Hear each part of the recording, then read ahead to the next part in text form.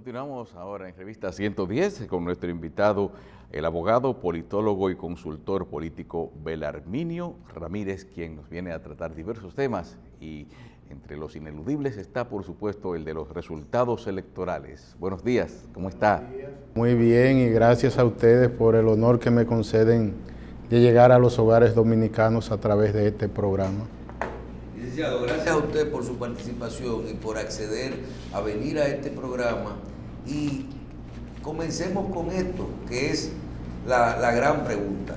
¿Qué usted opina del comportamiento de los resultados electorales? Vinculemos esto a cómo se veían las encuestas y que al final hay muchas encuestas que llegaron a los resultados reales, pero unos resultados que no es solo que ganó el PRM y que perdió el PLD, sino todos los, a nivel nacional hemos podido ver un cambio total de que la gente decidió votar por cambiar el Partido de la Liberación Dominicana. En los estudios políticos, o sea, de aquí en adelante, este proceso deja grandes lecciones. Porque es que la forma de comportarse del electorado cambió. Normalmente cuando uno mide, por ejemplo, todas las encuestas, cuando medían el manejo del gobierno frente al COVID, salió altísimo la aprobación en todos los estudios de mercado. Un 60, un 62, pero en casi todo más de un 60, aprobaban la forma como el gobierno estaba manejando la pandemia. Cuando se medía en todos los estudios la participación de los candidatos y candidatas frente a la pandemia COVID-19, el que salía mejor valorado era Gonzalo, en todas las encuestas. Más sin embargo, cuando se medía si usted quiere seguir o prefiere un cambio, en todos momentos más de un 70% tenía la palabra cambio en la mente. Se van. Pero esa palabra cambio, eso viene en la mente del cerebro social dominicano desde hace 20 años. Y hay momentos en que se pone y hay momentos en que se duerme. Pero hay una actitud al cambio, porque aquí existe lo que es una deuda social acumulada de la democracia. Y aquí existe lo que son una serie de demandas de la sociedad hacia la política y hacia los gobiernos que nunca tienen respuesta. Entonces todo eso se guarda en el cerebro y en un momento explota. Ahora sucedió esto. La población califica como bueno el manejo del gobierno frente a la pandemia y la aprobación de Danilo altísima. Pero no fue que sea. Más sin embargo, no se cansó la gente y dijo ya. Pero que sea, no hay problema de corrupción, no hay narcotráfico, no hay delincuencia, ningún tema. Lo que fue la gente que dijo es otra cosa. ¿Y por qué? Yo no sé, pero yo quiero cambiar. Desde luego que hubo un cansancio, o sea, porque aquí ningún partido había durado 16 años consecutivos en el poder. El que más había durado era Balaguer, 12 años, y hubo un viento de cambio muy fuerte en el 78. Normalmente los esquemas de cambio aquí se dan a los 8 años de estar en el poder. Por ejemplo, en el 2012 el escenario estaba para que el PRD ganara. Si no se dividen Vargas Maldonado e Hipólito en el 12, ellos ganaban. Y aún así, dividido, Hipólito llegó casi al 50%. Entonces, en el 16 se dio un acontecimiento raro, y es que Danilo Medina, anunciando una serie de medidas y programas, 4% a la educación, alfabetización, sorteo de obras, sorteo de compra, plan nacional de titulación, logró subir a un 62% de los votos y logró por primera vez que el PLD sacara más del 50%, porque él consiguió la aprobación de los votantes independientes, algo que todavía no se había logrado en un proceso electoral como él lo consiguió de una forma tan determinante. Entonces, ya en el 12 el PLD estaba cansado de gobernar, en el 12. Y ya en el 12 la población se estaba cansando del PLD, un partido que no se renueva, un gobierno que casi te repite con la misma gente en todos los periodos que ha gobernado, una base de liderazgo, y este es un elemento vital en el PLD, porque el PLD es un partido estructuralmente de clase media, pero el ejercicio del poder le fue dando ascenso socioeconómico a sus dirigentes. Y al ascender socioeconómicamente se van mudando de lugares donde viven. Entonces fueron perdiendo la conexión con la base de la sociedad, que le sirvió de sustento a la construcción del dirigente. Entonces todo eso se fue sumando. Pero leer esto, o sea, que a pesar del esfuerzo extraordinario del gobierno, asistiendo al desempleado, asistiendo al chiripero, uno de los servicios de salud con mejor desempeño asistiendo a la población en República Dominicana, a pesar de todo esto, se vuelca en contra del oficialismo el electorado, movido por el cambio, porque es que también, Michelle, una gente, tú le das filete todos los días y hay un día que se harta del filete y te dice que prefiere un arroz con huevo. O sea, cuando los gobiernos se perpetúan por mucho tiempo en el poder, se va cimentando un viento de cambio y en un momento dado la población opta por el cambio, aunque sea de manera irracional. Pienso que hubo una actitud irracional de parte del electorado y tomó la decisión de salir del Partido de la Liberación Dominicana. La derrota del PLD tiene como factor elemental la división, porque el punto fuerte del PLD estuvo siempre en la cohesión partido-gobierno. Pero, licenciado, con esos resultados, a veces yo no entiendo, porque con eso, primero dicen que el grupo de Leonel que no representaba más de un 10, un 15% del entero. Bien, pero en la realidad parece que no era así. Y segundo, si tú sumas los resultados electorales de Leonel y lo de el PLD, juntos no llegan al 50%. Pero es que el asunto no está ahí, Michelle. El asunto es que cuando una organización se divide, el voto silente y el voto independiente se va en contra de esa organización. O sea, donde hay conflicto tú no inviertes, donde hay conflicto tú ni siquiera visitas, donde hay conflicto a ti no te interesa ser parte de eso. Cuando los partidos se dividen, pierden, porque pierden la capacidad de atraer al segmento independiente de los votantes. O sea, no es algo aritmético. Entonces, esa división del PLD es factor fundamental, porque aquí todos los partidos cuando se han dividido han perdido las elecciones, todos. Y el PLD al dividirse perdió su principal fortaleza, porque la diferencia principal cuando uno hacía los estudios entre PLD y los demás partidos, la diferencia era la unidad y la disciplina. Pero sin embargo, ¿hasta dónde hay declaraciones que fueron políticas durante el proceso o declaraciones ya que uno hoy, posterior al proceso, la puede medir? Por ejemplo, cuando el presidente Leonel Fernández dijo, tiene que haber una segunda vuelta, porque cuando hay tres fuerzas políticas, un análisis, pero con firme, no se dio. No, para entonces, Leonel, todos esos indicadores todo eso que usted hoy conoce, es que nadie se lo dijo al PLD y a Leonel Fernández antes de las elecciones. Los estudios daban segunda vuelta, Michelle. Lo que pasa, pero las encuestas daban primera vuelta. Esto es mucho más profundo, Michelle. O sea, el votante como tal, un porcentaje importante del votante tenía una actitud frente a la entrevista política, pero tenía una determinación oculta para el día de ir a echarle el voto.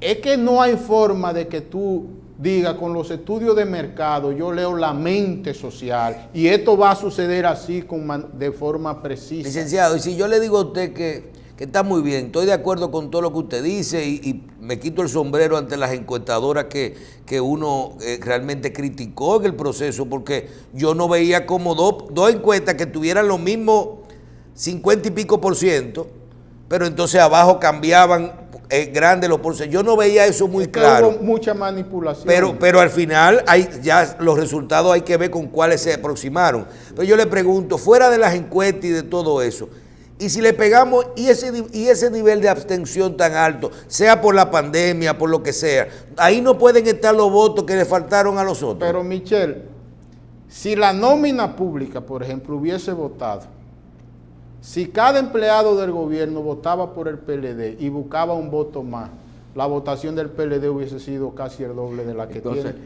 Entonces usted, lo que está diciendo es que los empleados públicos, ni siquiera los empleados públicos votaron por el PLD y que ya eso no es una herramienta de campaña de que el empleado vota.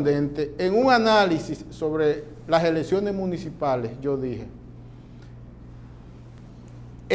la oposición está trabajando en cuerpo y arma para ganar las elecciones. Pero el PLD no se está mostrando muy interesado en retener el poder. Entonces, la oposición trabajó para ganar de manera decidida. El PLD ha venido entrando en una especie de confort. Entonces, cuando tú ves ese nivel tan harto de atención, entonces, porque todavía no hay tiempo del análisis objetivo, pero es casi seguro que en la abstención el mayor porcentaje estaba dentro de los simpatizantes del oficialismo y dentro de los sectores y familias ligados a los propios gobiernos del Partido de la Liberación Dominicana. Entonces, el nivel de atención tan alto es lo que te dice a ti.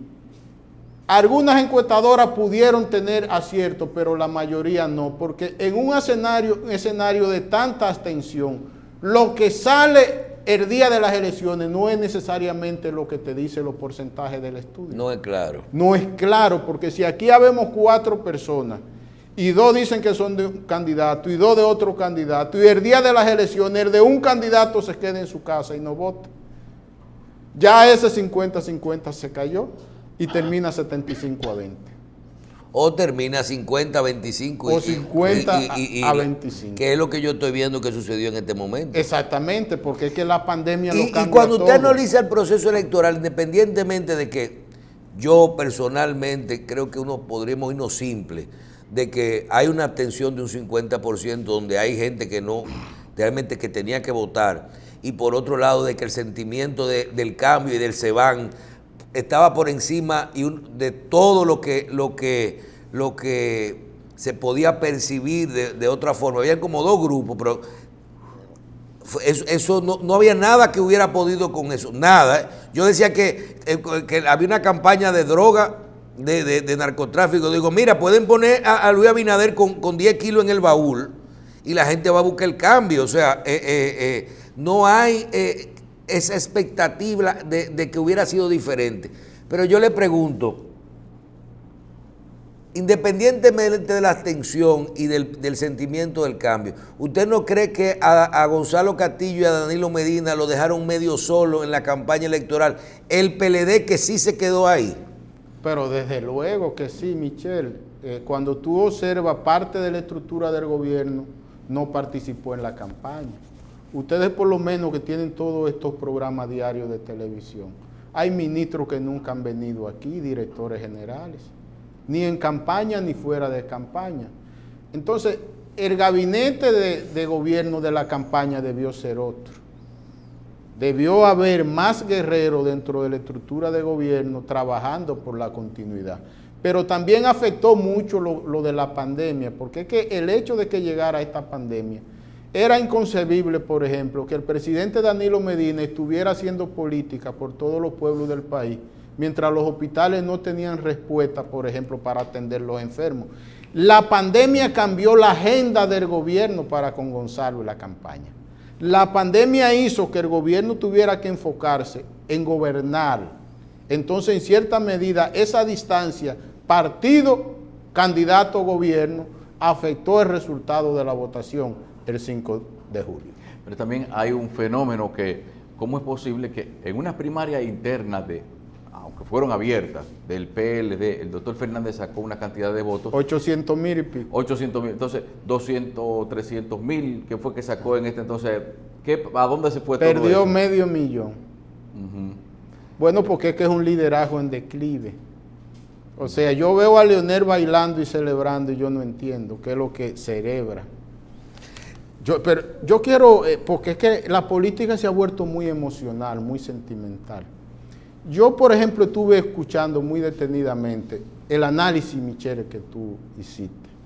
Ese panorama económico de quiebra que viene, es un colapso económico que independientemente del interés del gobierno que viene, de los buenos deseos que tenga Luis Abinader. De lo bueno que se hizo hasta ahora. Independientemente de la actitud sana de ellos, de pretender hacer un gobierno que traiga desarrollo y bienestar colectivo, lo que tenemos de frente es un problema mayúsculo que solo camina hacia un agudizamiento. Entonces, Leonel se va del PLD, divide a su partido, pero es un asunto de ego. Leonel dijo, yo prefiero tener un partido mío, aunque sea pequeño, donde yo sea presidente y candidato de ese partido toda la vida, aunque el PLD pierda. Pero ¿a quién ha puesto a perder? Ha puesto a perder a su esposa. Ha puesto a perder a su familia política, que lo llevó 3 veces a la presidencia de la República. Ha puesto a perder a sus amigos. Cuando toda esa gente comiencen ahorita y se han cancelado de los puestos públicos, porque eso viene, el PRM tiene que gobernar con su gente, toda esa gente va a culpar a Leonel Fernández de esa derrota y de la situación que le pase. Además, si el gobierno no concita un buen desempeño, Leonel carga con la elección de Luis Abinader como presidente, porque él pactó en lo municipal y lo congresional. ¿Y no se le va a pegar eso también a Danilo Medina? No, a Leonel es que se le pega. Danilo se ha manejado bien, porque Danilo puso su condición de estadista por encima de su condición del político. A Danilo le pesa el ruedo los pantalones, como se dice en los pueblos del sur. Él tomó una decisión, soy presidente de la República, de todos los dominicanos y dominicanas. Mi misión elemental es cuidar a la población dominicana y se comportó como tal. Por eso tanto respeto social hacia Danilo, tanta confianza y tanta legitimidad. Danilo termina en grande, como el principal liderazgo legítimo de la sociedad dominicana, porque lo de Abinader hay que analizarlo. Abinader se te beneficia de un viento de cambio. Como él fue la antorcha de oposición firme al gobierno y al PLD, el cambio automáticamente lo representaba a él. Pero ¿Eso no quiere decir que ese voto, esos 53 no son de Luis? Eso no significa que toda esa gente que votó por él vaya a seguir adherida a él como líder. Ahora él tiene que definir la zapata y la construcción de su liderazgo en base a su desempeño como presidente de la República. Pero Danilo es un liderazgo maduro, hecho. Y usted menciona, por ejemplo, que los partidos casi siempre van por 8 años. Tiene que haber una recomposición importante del PLD. Pero viendo desde ayer los periódicos y los avances de los resultados de la Junta Central Electoral, uno percibe que hay un panorama diferente en lo que tiene que ver con los resultados de los partidos que tradicionalmente superan el 5%.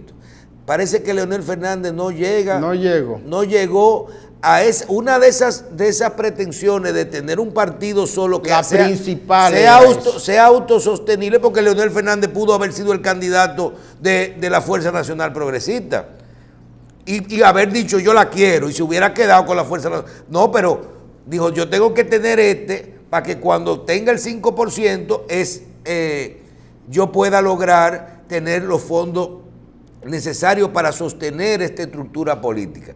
Pero hoy usted tiene un partido revolucionario moderno, un partido reformista social, un partido revolucionario dominicano, un partido reformista social cristiano y un partido y la Fuerza del Pueblo con los mismos porcentajes de dinero que Alianza País y que Dominicano por el Cambio, que son los 5 partidos que van a llegar entre un 1 y un 5%, que se reparten el 12% de los fondos de la Junta Central Electoral. Seguiremos en el bipartidismo, ahora con PLD y PRM, y todavía dependeremos de esos aportes que muchas veces se le cuestiona a todos los partidos en campaña, de que para poder competir tienen que utilizar aportes públicos, aportes privados no muy buenos. El bipartidismo se fortaleció y eso es bueno para la democracia dominicana. Aquí hay mucha gente que ya debe pensar en la fusión. ¿Cuáles se van a fusionar con el PRM y cuáles se van a fusionar con el PLD? Porque no van a poder sobrevivir gravitando en el día a día en el escenario sin recursos económicos. Ese es un elemento positivo de cara al porvenir. no, a Leonel también le afectó la abstención. ¿Usted cree que podríamos ver a un Leonel Fernández tratar de fusionar de nuevo en los próximos meses la Fuerza del Pueblo con el PLD? ¿Podría venir un arreglo Aunque interno? él no lo trate ni se lo proponga, la fusión se dará de forma natural. Siempre cuando, Explíquese, licenciado. aunque él no se lo proponga, él se va a quedar solo. Cuando Jacobo Masluta se fue del PRD, se llevó medio PRD. Con el PRI. Sí, y después todos fueron retornando al Partido Revolucionario Dominicano. Cuando Vargas Maldonado, ahora se dividen en el 12 del PRD, y se queda Vargas Maldonado con el PRD y los otros se fueron al PRM. Cuando uno observa esta campaña pero ahí el electoral, comportamiento fue al revés, el 90% se fue fueron para al para el PRM. Entonces el PRM se convirtió en el PRD del pasado. Se movió casi todo, pero lo poco que le quedó a Vargas Maldonado, se fue un porcentaje muy alto de los dirigentes más. Se fue Nenel Cabrera en último momento, se fue Tony Peñaguaba, se fue Carlos Gabriel García y la lista es larga. Lo dejaron solo. No se fue Henry Y Guido. Entonces a Leonel le va a pasar lo mismo, porque la división del PLD no fue una división temática, no fue una división ideológica, fue una división por puesto en boleta. O sea, la gente que se fue con Leonel todavía siguen soñando como PLDistas y tienen el símbolo del PLD en su mente. Y el poder del símbolo político pesa mucho. Esa gente todos van a comenzar a retornar. El retorno podrá ser mucho más rápido de lo previsto si este gobierno no tiene buen desempeño. Porque es que ahora Leonel queda atado a Luis Abinader. Pero tú no le puedes pedir a un gobierno, no se está haciendo muy... Mira, Michelle, Miguel Vargas Maldonado, cuando pactó con Danilo, pasó a ser una columna de apoyo al liderazgo de Danilo. Él no lo pensó así al principio. Él pensó, vamos al gobierno, nos vamos a fortalecer, este partido después va a renacer. El que se hace una alianza con un partido más fuerte, el más fuerte lo absorbe, o los votos que tú adhieres después tú terminas perdiéndolo y se van a su organización donde construyeron su carrera. O sea, eso es lo único que le espera a los seguidores de Leonel Fernández y al propio Leonel Fernández. Lo de la pandemia va a seguir gravitando muy fuerte en lo que es el comportamiento político. Tú dijiste algo muy importante que a mí me gustó mientras yo esperaba. Ahora hay que paralizar la política. Por prudencia y por decencia hay que tomar una pausa en la política. Y este gobierno que viene ya Luis Abinader hoy no puede hablar como político. Ya los liderazgos del PRM que van a ser parte del próximo gobierno deben de dejar de hablar como políticos. Pero hay sectores... Y comenzar a comportarse en el objetivo de construir un consenso social de apoyo al gobierno que viene para poder salir de la manera mejor posible de la pandemia COVID-19. Eso requiere de otro discurso. ¿Y usted no cree que ese sentimiento de cambio y esos sectores de la economía, de la sociedad que estaban presionando por el cambio y por algunas otras cosas, que una cacerola que en el Congreso, después de unas elecciones, que lo metan los presos la gente? Aquí hay medios de comunicación y sectores que ya dijeron que si no hay preso en enero, no han cambiado el procurador, no han tomado posición que si no hay preso en enero van para la calle. Yo he dicho que los enemigos número uno de Luis Abinader y su gobierno serán quienes lo llevaron al poder. Porque ¿Cómo es la cosa? Los enemigos número uno que va a tener Luis Abinader como presidente de la República serán gente que trabajaron por él en la campaña. Esos son sus principales enemigos y van a ser sus verdugos. Mucha de esa gente atrincherada, sectaria, llena de odio y de maldad, persecutores enfermizos hay muchos. Cuando Abinader no le dé un decreto a ellos, y si es inteligente, va a tratar de mantener a esa gente fuera del gobierno porque le dañan el gobierno. Y cuando vean que en enero Abinader no va en la agenda y el propósito de ellos, ya en enero del año próximo ellos van a estar en contra de Luis Abinader. Y no le es difícil gobernar a Luis Abinader con este tipo de presiones, el COVID-19 volviendo, los problemas de la economía y una cantidad de gente no solo exigiendo que las propuestas de la campaña las ejecute de forma inmediata sin darle ni siquiera la oportunidad de decir o hay que esperar para poder organizar la economía para poder hacer eso, o realmente, miren, esto que se ofreció no se puede dar, porque cuando entré me di cuenta que lo de los fondos de pensiones no se puede, o lo de los salarios de los policías, que era $500, eran 20,000 pesos en el momento, es 20,000 pesos, no, porque yo lo puedo llevar de 8,000 o de 10,000 a 20, pero no lo puedo llevar a 30. Yo te diría que el 90% de lo que Luis ofreció en la campaña no podrá ejecutarlo. No, pero no diga eso. Porque el presupuesto de la nación no se lo va a permitir. Entonces, pero no hay que darle el tiempo, la oportunidad políticamente, porque los sectores lo están presionando Michel, tanto. Cuando se te quiebra un sector como el turismo, al turismo le tomará 10 o 20 años volver a ser lo que era. Esto no es mágico. ¿Cómo 10 o 20 años? Oh, pero Michel, y tú no sabes que la forma de vida de la gente cambió. Tú mañana abres todas las playas, abres todos los restaurantes, abres todos los hoteles y el ser humano queda con un pánico y un miedo que no se va a mover como lo hacía antes. Es que ahora tenemos que pensar en una nueva economía, en un rediseño económico post-COVID-19 y dentro del COVID-19. Cuando tú lees el informe de la CEPAL te dice a ti, todo lo que tú dijiste en el análisis que tú hiciste, va acorde con lo que ha planteado. La CEPAL mandó a que le perdonaran la luz y el agua hasta diciembre. La CEPAL dice, lo que procede es fortalecer el estado de bienestar. Lo que procede es que los gobiernos asistan a los que pierden sus empleos. Lo que procede es que los gobiernos le lleven comida a los que no tienen que comer. Eso es lo que dice la CEPAL. Pero el gran reto que tienen los gobiernos es obtener ingresos. ¿De dónde vamos a obtener los ingresos?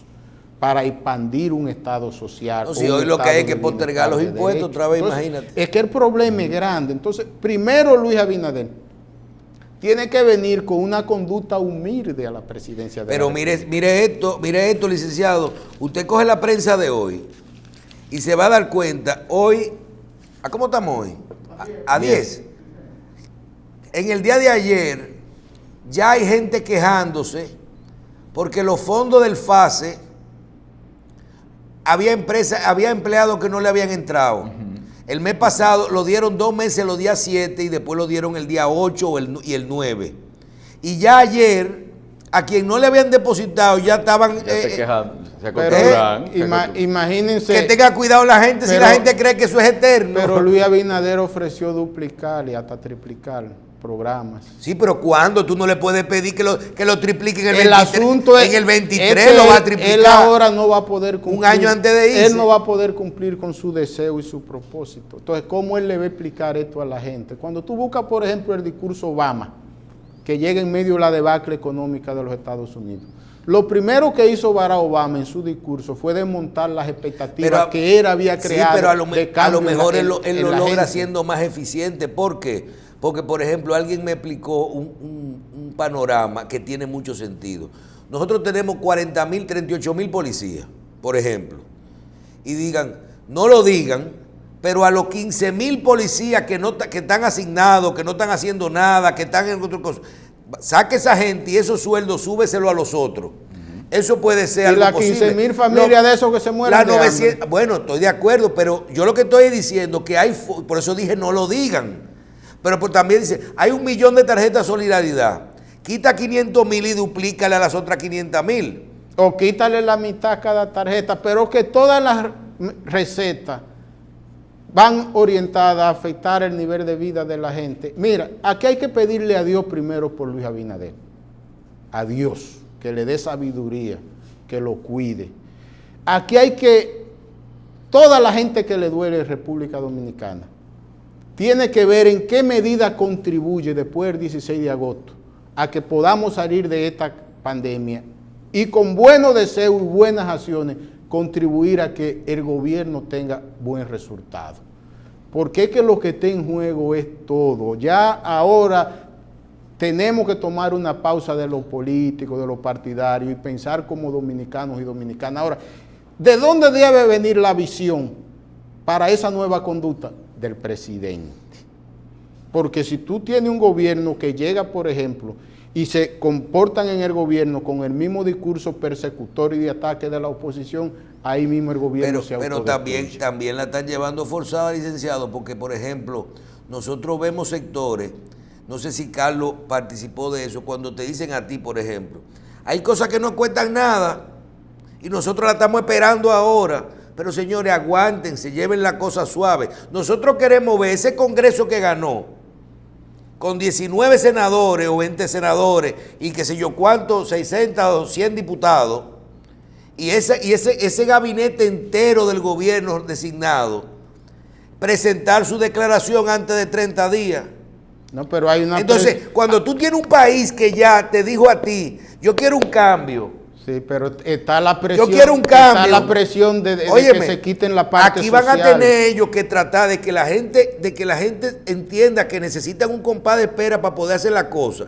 Que aquí hay funcionarios nuevos que todavía no saben ni lo que es una presentación pública, no saben lo que es una persona políticamente puesto, no saben lo que es la ley de compra y contrataciones, no saben lo que es una presentación personal de un nuevo político, de sus estados financieros, no saben cómo, dice, me dijo uno el otro día, dije, no, porque yo tengo mi casa y mi casa paga impuestos.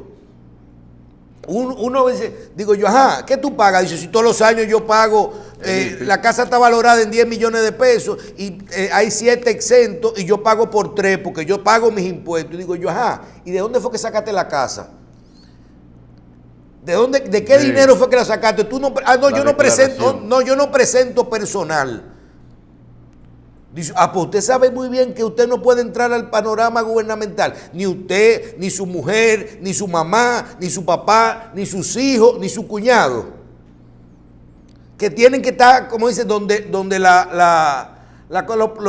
ponerse derechito. Y estas son gente que entonces comienzan a presionar a los funcionarios nuevos y al nuevo Congreso para que presenten de una vez. Sí, pero la presión mayor hoy al nuevo Congreso está a que renuncien de los programas sociales que tiene el Congreso. O sea, esos senadores que ganaron y esos diputados ganaron no fue con prédica, es construyendo compromiso con una base social, con un alto porcentaje de pobreza. Se está construyendo toda una ola, un movimiento de opinión pública, para que el mismo día que asuman, ese mismo día queden eliminados todos los programas sociales que tiene la Cámara de Diputados y que tiene el Senado. Ahora bien, ¿a quién es que tú le estás cortando el oxígeno? Porque aquí... pero eso ellos cuando entren... Eso, por ejemplo, yo vi un senador, Belarminio, que dice, no, yo no quiero esto. El senador que Antonio... Bueno, perfecto, tú no quieres la exoneración, pero tú no vas a conseguir que el resto entregue la exoneración. Bueno, pero lo que te estoy diciendo, pero él hizo campaña con una estructura y un equipo. Y mañana la presión que él va a tener de esos liderazgos de base de su partido, liderazgo de zona de su partido, cuando tengan un problema, él no va a tener mecanismo. Pero que lo reciba y que la done. Pero ahí también está lo del despacho de la primera dama, Michelle, porque es que estamos jugando a cosas. O sea, si tú vas y haces una evaluación del despacho de la primera dama y tú encuentras la cantidad de casos de madre de cáncer de mama, son miles que atiende cada año, gente que no tienen para la quimio. Si tú vas al despacho de la primera dama y tú buscas la cantidad de niños con cáncer que atienden, son miles. Ahora, ya no habrá despacho de primera dama. Muchos programas van a ser cerrados de cepa, pero que todo esto lo que va a ir es quitándole beneficio social a una población pobre. Entonces, hay un discurso político enfocado a una institucionalidad que lo que va a hacer es incrementar la exclusión de nuevo. Porque es que aquí hay un discurso enfocado a institucionalidad y transparencia de una clase académica que choca con nuestra realidad social de pobreza. Entonces ellos están atrapados entre ese discurso y una presión social que van a tener por los compromisos que hicieron con esa población necesitada. El problema es más grande de lo que uno se puede imaginar, porque muchos por presión van a decir, quiten barril, quiten barrilito, quiten todo. Pero mañana cuando su gente tengan un problema, ¿qué puerta es la que van a tocar? La gente va donde el diputado. El que trabaja por un diputado lo hace ganar cuando se le enferma un muchacho o tiene un problema, va y le tumba la puerta tocando. ¿Con qué le va a salir? Porque también hay que ponerse en el pellejo de los legisladores. Ahora bien, ellos van a tener que actuar en contra de todos esos privilegios que tiene la Cámara por el movimiento social que se está construyendo y porque ellos también atacaron eso en el ayer. O sea, pueden terminar atados y siendo víctimas de sus propios discursos políticos. ¿Cómo usted visualiza, si le tuviera que poner calificación al proceso electoral, la forma de votación, si valió la pena realmente, era político el tema electrónico o realmente había que irse a un voto manual? ¿Trabajó bien la Junta Central Electoral en el proceso? ¿Usted cree que debemos de continuar así? A mí lo que más ¿O no hubo problema porque los resultados fueron tan lejos? A mí lo que más me preocupó fue el nivel de intolerancia en la clase política. O sea, porque para la oposición la Junta solo es buena si lo declara a ellos ganadores. Todos los ataques del mundo a esa Junta, toda la persecución, todos los irrespetos en contra de los miembros de la Junta, ya hoy dicen que son personas honorables porque ellos ganaron. Si ellos no hubiesen ganado, frente a la Junta hubiese una manifestación sin precedentes. Entonces así no se construye democracia. Yo admiro, felicito, por ejemplo, a Danilo Medina, a Gonzalo y al liderazgo del PLD que dijo, a unas elecciones tú vas a ganar o a perder. El que perdió, perdió y el que ganó, ganó. Por eso, los PLDistas que perdieron, todos los síndicos que perdieron, felicitaron a los síndicos que ganaron. Todos los senadores del PLD que perdieron, antes de que la Junta diera el boletín final, llamaron y felicitaron a sus contendientes. Danilo hizo lo mismo, Gonzalo hizo lo mismo. Eso es conducta cívica. ¿Se llevó la pandemia y la suspensión de las elecciones de febrero el PLD o es la situación política mundial? El PLD, es el cambio, era como quiera. Independientemente del resultado electoral, el PLD seguirá siendo el principal partido de este país. Voy a decir algo muy importante. Todavía el PRM no es un partido bien estructurado. Escúchenlo bien, pueblo dominicano. El PRM es una constelación de fuerzas que se unió en el propósito del cambio, pero no es una estructura vinculada al tejido de la sociedad dominicana.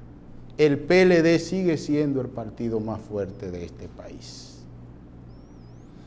¿Y su tamaño no quedó muy reducido? No, sigue siendo el partido más fuerte, porque cuando tú ves PRM, es una constelación de movimientos, inclusive sociales, sectores de la sociedad, varias fuerzas políticas, pero el PRM todavía no tiene esas estructuras. ¿Y usted no cree, por ejemplo, cuando uno que no es partidario, uno dice, ven acá, todo el del PLD ahora dice, tenemos que analizar profundamente la situación del país, de las elecciones y del partido, para nosotros lograr los cambios estructurales que necesita el Partido de la Liberación Dominicana para poder lograr modificar los problemas y lo que la gente no quiso? Y ese es el discurso que uno está oyendo de toda la cúpula del PLD. Y yo le digo, ¿y ese discurso no está equivocado? Cuando a lo mejor no están evaluando que la gente, ¿por qué quiso un cambio? ¿Porque se cansó 8, 12, 16 años? ¿O porque quería renovación? Michelle, renovación, la corrupción, yo la he gozado transparencia. con eso, Michelle, porque muchos de los que están asumiendo esos discursos no saben que el problema son ellos. Que los PLDistas a ellos que no lo quieren, porque se hartaron de verlo a ellos. Muchos de los que Entonces, están usted lo que dice eso, es que posiblemente tengamos un PLD fuerte con figuras nuevas. Hay que renovar el partido. Lo primero es que Danilo Medina debe asumir la presidencia del PLD, porque la única autoridad moral en el PLD que cohesiona esa maquinaria es Danilo Medina.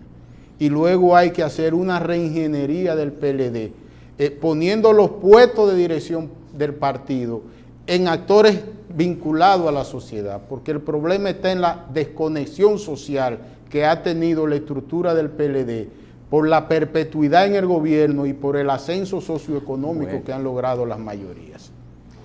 Pero precisamente uno ve que cuando hablan de que relevo en el PLD son los hijos de los que están y la gente lo toma en cuenta. Ese otro chin, Alonso, cuando tú ves, por ejemplo, que quitaron algunos ministros, algunos funcionarios, entonces llevan a los hijos de ellos. Pero escúchame, no es lo mismo cuando tú tienes un ministro aquí, por ejemplo, yo te voy a poner el caso de Juan Ariel, del ministro del hijo de Félix. El hijo es más brillante. Yo te voy a decir una cosa, aquí eso lo reconoce todos los economistas del país, todo el mundo sabe quién es él. Entonces hay veces que los hijos salen muy buenos. Pero hay un caso también, hay muchos de los funcionarios, ministros del gobierno, que más del 90% de la población no conoce ni su nombre ni su rostro. Tú, por ejemplo, coges el hijo de Atuey de Camps, es muy buen, muy buen, o sea, a veces el relevo es bueno. No, el relevo es bueno y es necesario. Los partidos tienen que renovarse ahora sus estructuras. Hay que ver en qué medida quienes tienen el control de los partidos lo van a permitir, porque es que cada vez que llegan esos congresos se construyen barreras y ellos se ponen todos de acuerdo y donde hay 10 puestos permiten que emerja una persona nueva, pero ellos se quedan con 9. Entonces, en el PLD tiene que haber, por ejemplo, ¿y es tan malo muchos actores que ellos mismos ¿es tan malo eso de los salir. hijos? ¿O hay que medir los hijos porque realmente los papás? Mira el caso de Farideh Raful, por ejemplo. Sí, pero esa construyó su liderazgo en base a su trabajo, una figura mediática, el día a día, asumiendo temas fuertes. Bueno, pero no deja de ser la hija de Tony Raful. Fue beneficiada en cierta medida, pero pienso que hay que ahora... Carolina Mejía. Pero hay que poner al frente de los partidos un liderazgo que tenga legitimidad social, porque el asunto está en que la sociedad ha ido cambiando, pero los partidos se han ido manteniendo intactos en las últimas 3 o 4 décadas. Entonces, lo primero que hay que hacer es una evaluación del activo social, activo comunitario, activo profesional, activo religioso, activo empresarial. Cuando una gente tiene prestigio y respeto en un sector de la sociedad donde vive, trabaja, cohabita o ejerce, ese es el que te conviene como dirigente. Entonces, ese ejercicio tienen que hacerlo todos los partidos para fortalecer la democracia y para que los partidos puedan ser la partidocracia, la columna vertebral de la sociedad en su conjunto. Finalmente, ¿cómo usted ve qué va a pasar políticamente? ¿Tendremos un tiempo de paz en la que vamos a dejar gobernar un poco al PRM, el PLD se pasará analizando su situación y tenemos 3 partidos ahí que lo que se han puesto es chiquitico, ¿verdad? El PRD, el Partido Reformista y la Fuerza del Pueblo. ¿Cuál es la situación política ahora? Yo lo que puedo decir lo que conviene, no lo que viene, porque lo que viene va a depender mucho de la conducta de quienes asuman el poder y de quienes salen del poder. Lo que conviene hoy es la unidad del pueblo dominicano para luchar contra el COVID-19, dejando de lado bandera política y simpatía partidaria, reconstruir nuestra economía. Y eso se logra con confianza, con armonía y con trabajo, no con conflicto ni con combate. Muchas gracias, señor Belarmino. Gracias a ustedes. Gracias a usted por ese análisis tan completo. Vamos a una pausa.